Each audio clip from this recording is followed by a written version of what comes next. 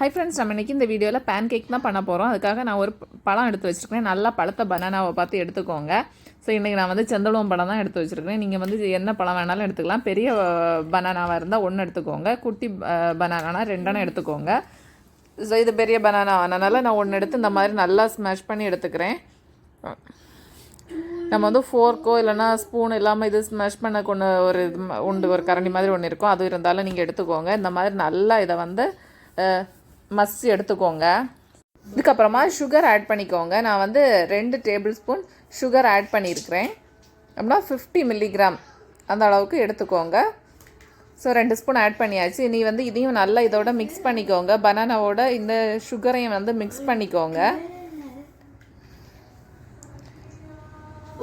நீங்கள் ஃபோர்க் வச்சு இதை நல்லா மிக்ஸ் பண்ணிக்கோங்க. அதுக்கப்புறமா இதில் வந்து ஆயில் தான் ஆட் பண்ணணும். நான் வந்து 2 டேபிள் ஸ்பூன் ஆயில் வந்து ஆட் பண்ணியிருக்கிறேன்.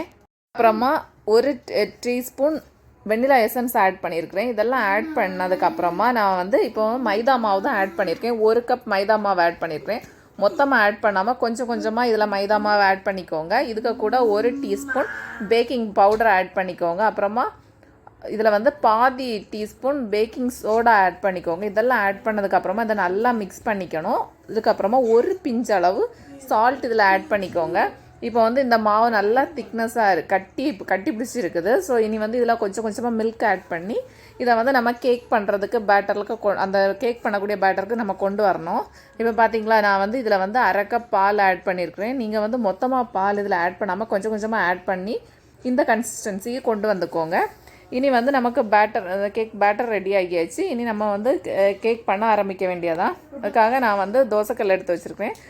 தோசைக்கல்லில் வந்து நம்ம என்ன நான்ஸ்டிக்கில் வந்து நம்ம இதில் வந்து ஆயில் எதுவுமே ஆட் பண்ண தேவையில்லை. ஸோ அதனால் நான் சும்மா ஒரு கரண்டி மாவு ஊற்றி அதை வந்து ரொம்ப பரத்தாமல் ஓரளவுக்கு நம்ம பரத்தி விட்டுக்கணும். அப்போ தான் அந்த கேக் வந்து நல்லா ப்ளஃபியாக வரும்.